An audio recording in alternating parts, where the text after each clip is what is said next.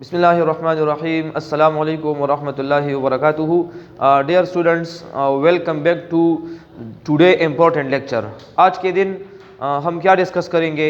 बहुत इम्पोर्टेंट, बहुत ही ज़बरदस्त किस्म का लेक्चर मैं आप लोगों के लिए आज लाया हूँ, जिसमें हम ये डिस्कस करेंगे कि हाउ टू अटेम्प्ट पेपर्स, आप लोगों ने बोर्ड के पेपर्स को कैसे अटेम्प्ट करना है, and how to get maximum marks in papers, आप लोगों ने बोर्ड के इम्तिहान में ज़्यादा नंबर्स कैसे लेने हैं, and how to top the board papers, और आप लोगों ने बोर्ड के पेपर्स को कैसे टॉप करना है।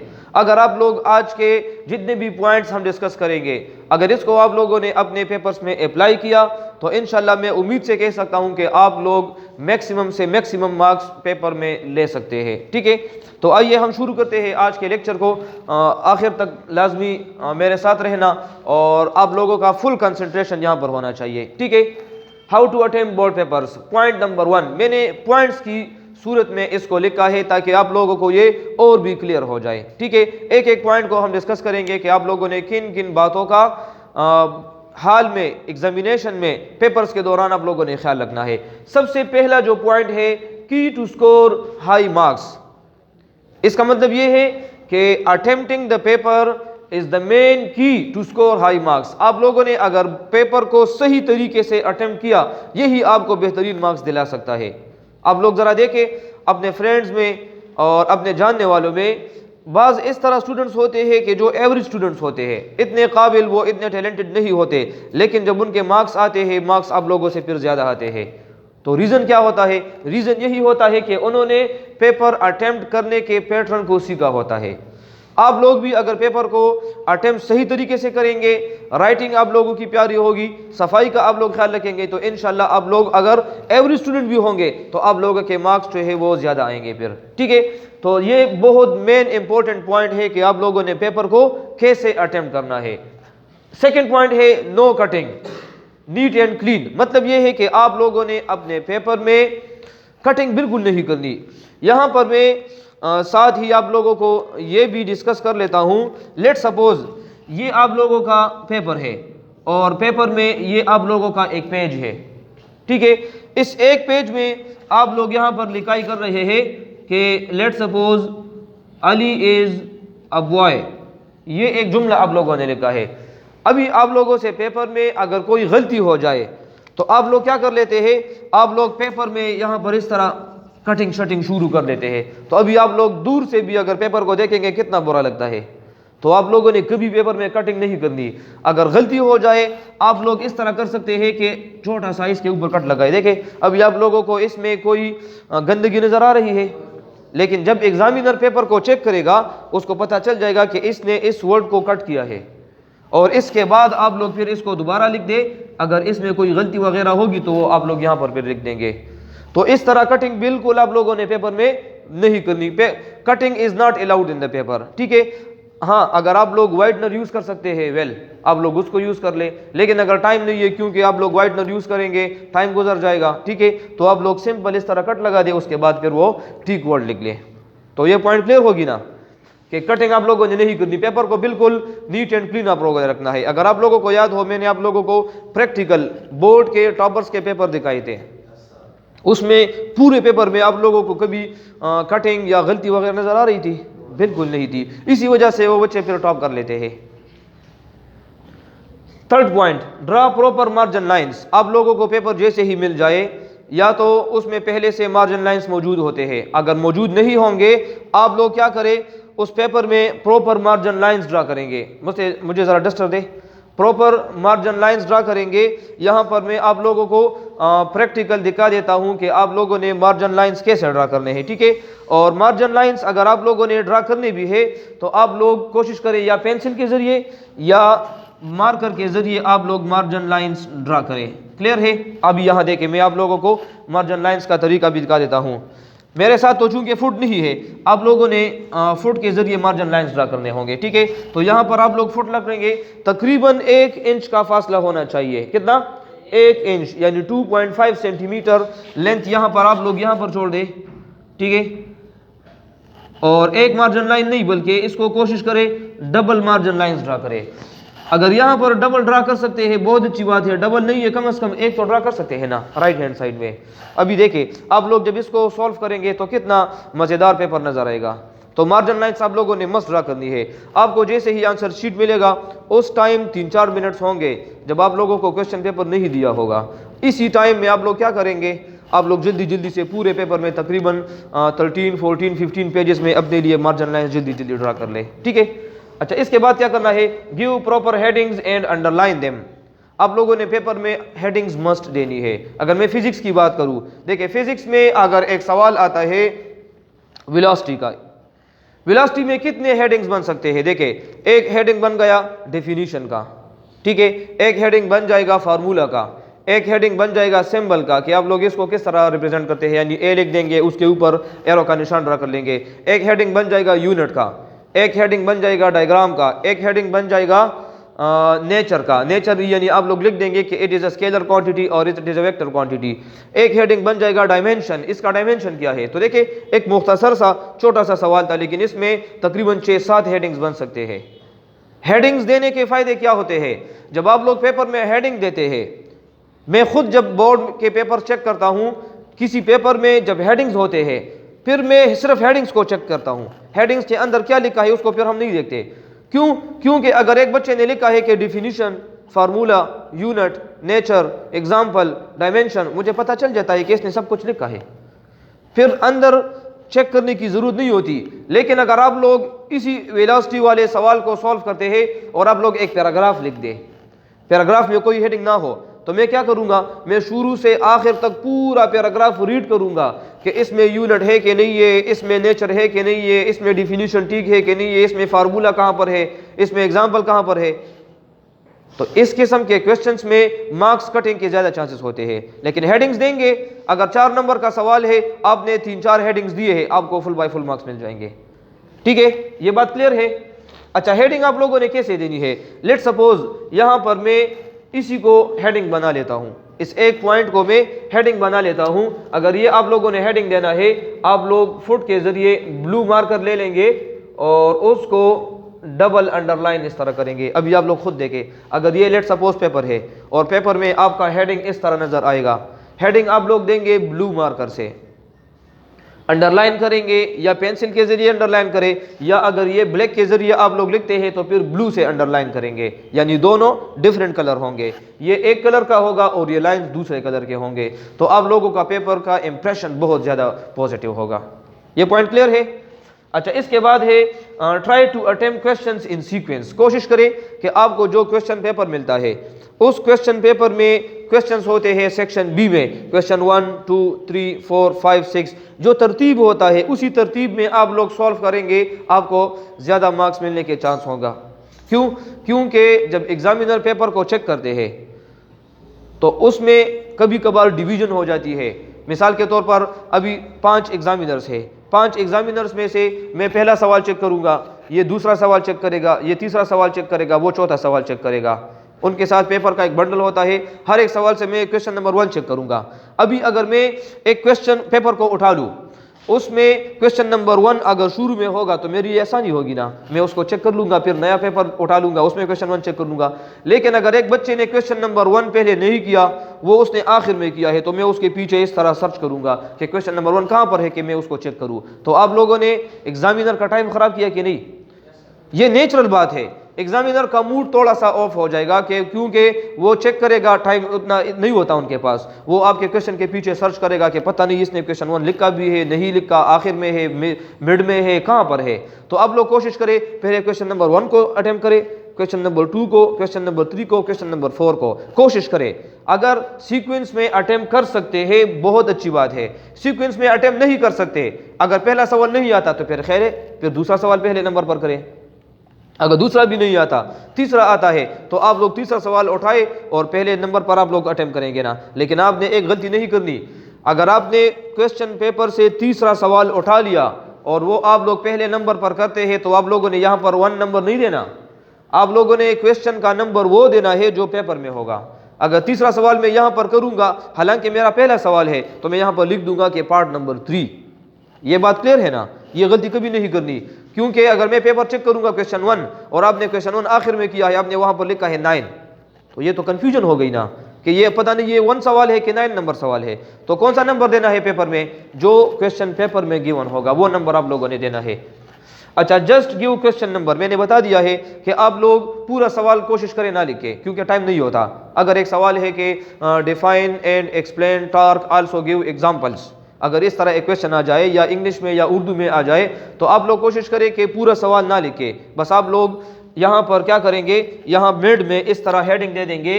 पहले यहाँ पर अगर मैं सेक्शन बी करना चाहता हूँ, ठीक है, तो यहाँ पर हेडिंग दे दे क्या, सेक्शन बी। सेक्शन बी में अभी मैं पार्ट नंबर 3 करना चाहता हूँ। कौन सा? Part number 3। यहाँ पर फिर डिफरेंट कलर से आप लोग यहाँ पर प्यारा सा हेडिंग दे दे कि पार्ट नंबर 3, फिर इसको भी अंडरलाइन कर ले। देखिए अभी जब मैं पेपर चेक करूंगा और इस तरह पेपर मेरे सामने आ जाए तो बस ये सवाल लिखने की जरूरत नहीं है, मुझे पता चल गया कि अभी ये पार्ट नंबर 3 हल कर रहा है। और यहाँ पर फिर आप लोग इस तरह कर लेके लिख देंगे कि आंसर, ठीक है, और यहाँ से आप लोग शुरू हो जाएंगे, 1 लाइन, फिर 2 लाइन, फिर 3 लाइन। इसमें हेडिंग्स भी आ जाएंगे, इसमें डायग्राम भी आ जाएगा, इसमें फार्मूले भी आ जाएंगे। हाँ, अगर आप लोग फार्मूला लिखना चाहते हैं फिर वो पेन के जरिए ना लिखे, कोशिश करें फार्मूला को ब्लैक या ब्लू मार्कर से लिखे। यानी ये तो मैं पेन से लिखूंगा, लेकिन यहाँ पर अगर फार्मूला आ जाए Coulomb's law, let suppose F is equal to K Q1 Q2 divided by R square, तो फिर आप लोग कोशिश करें फार्मूले को यानी इक्वेशन को मार्कर के जरिए लिखे ताकि वो हाईलाइट हो जाए। एग्जामिनर को दूर से पता चल जाएगा कि यहाँ पर ये इसने इक्वेशन लिखा है। जिस तरह हेडिंग होगा तो कितना मजा करेगा पेपर। तो आप लोगों के अब खुद बताएं, इस पैटर्न के साथ आप लोग पेपर करेंगे, मार्क्स अच्छे आएंगे कि नहीं आएंगे? अच्छा, next line, relevant materials, not too short not long. आप लोगों ने जो मांगा है वो देना है। बाज लोग बच्चे क्या करते हैं कि क्वेश्चन 4 नंबर का होता है, लेकिन वो जब आंसर शुरू कर लेते हैं 3-4 सफ़े भर लेते हैं और बाकी सवाल फिर रह जाते हैं आखिर में। तो आप लोगों ने इतना लेंथी नहीं लिखना और ना इतना छोटा लिखना है। शॉर्ट के 4 नंबर का सवाल है, आप लोग छोटा सा एक पैराग्राफ लिख दे 2 नंबर्स का, फिर आपको 2 नंबर मिलेंगे। तो आपने नंबर्स के मुताबिक और जो सवाल में पूछा है उसी के मुताबिक आप लोगों ने आंसर देना है, ठीक है ना। इसको हम कहते हैं रिलेवेंट मटेरियल्स, यानी इजाफी या उससे कम आप लोगों ने नहीं लिखना, जितना पूछा है बस वो आप लोग दे। अच्छा, नेक्स्ट पॉइंट है सिमेट्री मस्ट बी देयर। आप लोगों ने पेपर में सिमेट्री का बहुत ज़्यादा ख्याल रखना है, बहुत इंपॉर्टेंट पॉइंट है बेटा, इसको सीख ले। देखे आप लोगों ने इंग्लिश में फर्स्ट सेकेंड थर्ड फॉर्म पढ़ा है, गुड बेटर बेस्ट पढ़ा है ना। गुड कहते हैं थोड़ा सा अच्छा, बेटर कहते हैं उससे ज़्यादा अच्छा, और बेस्ट कहते हैं सबसे अच्छा। अभी लेट सपोज पेपर आ जाता है, पेपर में क्वेश्चंस है, बाज़ क्वेश्चन इसमें इस तरह होते हैं कि जो लोगों को बहुत बेहतरीन तरीके से आता है, उसमें हेडिंग्स भी उनको याद होता है, उसमें डायग्राम भी उनको याद होता है। वो कहता है कि अगर मैं ये सवाल करूंगा इसमें मुझे फुल बाय फुल मार्क्स मिलेंगे, इसको मैं बहुत बेहतरीन तरीके से कर सकता हूँ। इस तरह सवाल होता है ना। और कुछ सवालात इस तरह होते हैं जो वो समझता है कि यार ये मुझे आता है सही तरीके से, लेकिन वो बेहतरीन नहीं है, बेहतरीन से थोड़ा सा नीचे दर्जे वाला है, यानी ये बेटर के कैटेगरी में आता है। और कुछ सवालात इस तरह होते हैं जो गुड होते हैं, मतलब वो याद होते हैं लेकिन उतने ख़ास तरीके से याद नहीं होते जिस तरह वो बाकी 2 याद होते हैं। अभी आप लोगों ने सबसे पहले नंबर पर कौन सा सवाल करना है, इसमें अक्सर बच्चे गलती करते हैं। जो सबसे ज़्यादा खूबसूरत तरीके से वो लिख सकता है वो सबसे शुरू में कर देता है, तो पहला सवाल तो उसका अच्छा हो जाता है, लेकिन बाकी सवालात में फिर मज़ा नहीं होता। तो पहले सवाल में फुल मार्क्स ले लेता है, बाकी सवालात में फिर नंबर्स क्या होते हैं 2 3 2 3 2 3, आखिर में 1 तक बात चली जाती है। अगर सवाल रह जाएगा तो फिर 0 की बात भी आ जाती है। आप लोगों ने ये गलती नहीं करनी। आपने सबसे पहले नंबर पर बेटर वाला करना है। कौन सा? जो दूसरी कैटेगरी वाला होगा, ये आप लोगों ने फर्स्ट क्वेश्चन अटेम्प्ट करना है, यानी पहले नंबर पर आप लोगों ने ये सवाल करना है। फिर इससे जो बेहतरीन सवाल होगा फिर ये वाला सवाल आप लोग दूसरे नंबर पर करेंगे, और जो सवालात नॉर्मल होंगे जो ज़रा अच्छे तरीके से आप लोगों को याद नहीं होंगे उसको फिर आप लोग आखिरी नंबर पर करेंगे। तो तरतीब याद रखें, बेटर 1 पर आ जाएगा, बेस्ट 2 पर आ जाएगा और गुड 3 पर आ जाएगा। इसका फ़ायदा क्या होगा? इसका फ़ायदा ये है, अगर मैं एग्जामिनर हूँ, मैं आप लोगों का पेपर चेक कर रहा हूँ, सबसे पहला सवाल मेरे सामने आ गया बेटर, अभी ये तो अच्छा है ना, तो मैं आपको इस पर फुल मार्क्स दे दूंगा, ठीक है। अभी मैं नेक्स्ट सवाल की तरफ जा रहा हूँ। नेक्स्ट पेपर में अगर नेक्स्ट क्वेश्चन मैं देखूंगा वो बेस्ट सवाल है, ये उससे भी अच्छा है, तो मैं सोचूंगा कि ये स्टूडेंट जो है ये टैलेंटेड है, पहला सवाल भी अच्छा था, फुल मार्क्स ले लिए, दूसरा सवाल उससे भी अच्छा है, उसको भी मैं फुल नंबर दे दूंगा। और ये एग्जामिनर के मूड को आप लोग पहचानने की कोशिश करें।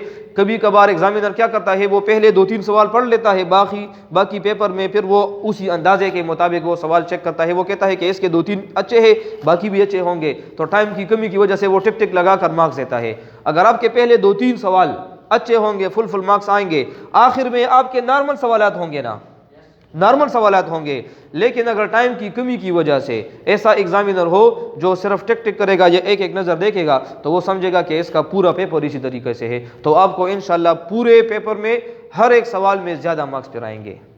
ये पॉइंट आप लोगों ने पिक कर लिया ना, ये आप लोगों ने इसी तरह सीक्वेंस फॉलो करना है। अच्छा, नेक्स्ट पॉइंट है use marker specially blue for headings. मैंने बता दिया है कि आप लोग जब हेडिंग्स देंगे क्वेश्चन में, तो हेडिंग्स को आप लोग मार्कर के जरिए दें और कोशिश करें उसको डबल अंडरलाइन भी किया करें, ठीक है। अच्छा, नेक्स्ट है practice past papers for time management. अगर आप लोगों ने बोर्ड को टॉप करना है, आप लोगों ने 550 में से ज़्यादा मार्क्स लेने हैं, ठीक है। मेरे इन तमाम पॉइंट्स को जिन स्टूडेंट्स ने फॉलो किया है, उन तमाम के अभी जो मार्क्स आए हैं रिजल्ट में, मैंने आप लोगों को बता भी दिया था, उनके मार्क्स 550 में से सबके 530 प्लस नंबर है। और जो 1100 वाले थे उन तमाम के 1070 से अबव मार्क्स है, क्योंकि उन्होंने इन तमाम स्टेप्स को फॉलो किया था। लेकिन सिर्फ स्टेप्स को फॉलो करना नहीं है, कुछ याद भी करना है ना आपको। अगर ये स्टेप्स याद होंगे और सबक याद नहीं है तो फिर आप लोग लेके आएंगे क्या? आपको मटीरियल्स तो याद होना चाहिए ना, ठीक है। तो आप लोगों ने प्रैक्टिस करना है। अगर ज़्यादा नंबर लेने हैं, आप लोग क्या करें, अभी आप लोग एग्जाम देंगे कब, 2022 में। आप लोग क्या करें, 2021, 2020 और 2019 और 18, ये 3-4 साल के पेपर उठाए, हर एक सब्जेक्ट के, फिजिक्स के, मैथ्स के, केमिस्ट्री के, बायो के, और आप लोग हर संडे को एक एक पेपर सॉल्व करें। आंसर शीट्स ले, क्वेश्चन पेपर सामने रख के, और आप लोग शुरू हो जाए कि मेरा पेपर है। बिल्कुल बुक्स कॉपीज आप लोग अपने से हटाए, आप लोग शुरू हो जाए घंटे के मुताबिक, घड़ी के मुताबिक। आप लोगों ने 3 घंटे में पूरे पेपर को सॉल्व करना है। आप लोगों को पता चल जाएगा कि मैं 3 घंटे में पूरा पेपर कर सकता हूं या नहीं कर सकता। अगर कर सकता हूं तो बहुत अच्छी बात है, नहीं कर सकते तो आप लोग फिर स्पीड बढ़ाएंगे, ठीक है ना, क्योंकि time management is the most important point. बाज़ बच्चे क्या करते हैं, पूरा किताब उनको सूरह फातिहा की तरफ याद होता है, लेकिन वो जब पेपर से निकलते हैं तो कहते हैं कि सर मैंने 3 सवाल छोड़ दिए हैं। क्यों सर? टाइम खत्म हो गया, क्योंकि उसने पास पेपर की प्रैक्टिस नहीं की होती, टाइम मैनेजमेंट उसको पता नहीं होता।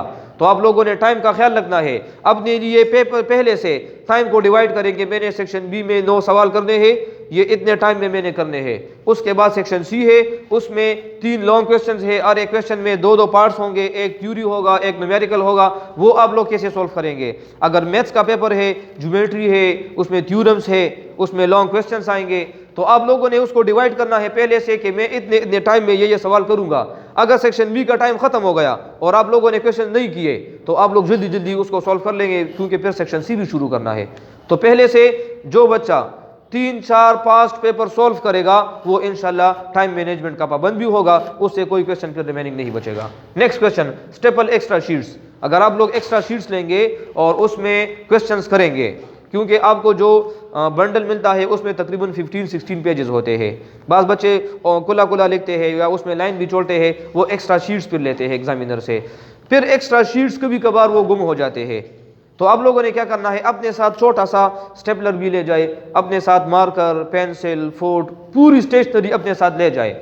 ज़्यादा से ज़्यादा 100-150 रुपये की हो जाएगी ना, लेकिन आपके पूरे एग्जाम में बहुत हेल्प करेगी वो एक्स्ट्रा शीट। जब आप लोग एग्जामिनर को पेपर देंगे, देने से पहले आप उसको स्टेपल कर ले तो वो फिर गुम होने की चांसेस फिर नहीं होगी। अच्छा, नेक्स्ट है अटेम्प्ट ऑल क्वेश्चंस। अक्सर स्टूडेंट्स जो है वो क्या गलती करते हैं, वो अगर किसी को 1 या 2 सवाल नहीं आता वो उसको छोड़ देता है। हालांकि टाइम उसके पास होता है, लेकिन वो वैसे ही बैठा रहता है, कभी यहाँ पर एक बच्चे को देखता है, कभी दूसरे को देखता है, और वो इल्हाम के इंतज़ार में होता है कि अभी इल्हाम होगा, या मुझे पता नहीं कहीं से तावीज़ आ जाएगा। तावीज़ जानते हैं ना आप लोग, वो कहते हैं कि कहीं से तावीज़ आ जाएगा, या चाचा मेरे लिए कोई नकल वगैरह ले आएगा तो मैं लिख दूंगा, अगर नहीं लाया तो बस वो सवाल छोड़ देता है। आप लोगों ने ये गलती नहीं करनी। आप लोगों ने अटेम्प्ट ऑल द क्वेश्चंस, जितने क्वेश्चंस आप लोगों ने हल करने होते हैं सबको हल करें, चाहे आपको आखिर में सवालात आते हैं या नहीं आते, लेकिन कोशिश करेंगे सवाल को आप लोग अटेम्प्ट करेंगे, खुद से डिफिनीशन लिख के, खुद से हेडिंग्स दे दे, या आप लोगों ने इतनी स्टडी तो की होगी ना, थोड़ा बहुत आइडिया होगा उस टॉपिक के बारे में, उस क्वेश्चन के बारे में, कोशिश करें लिख के कम से कम 5, 6, 7, 8 लाइन्स आप लोग खुद से लिखने की कोशिश करें। अगर नहीं लिखेंगे 0 मार्क्स मिलेगा आपको, लेकिन अगर लिखेंगे शायद उस पर 1, 2, 3 नंबर मिल जाए, तो ये तो अच्छा है ना फिर, ठीक है।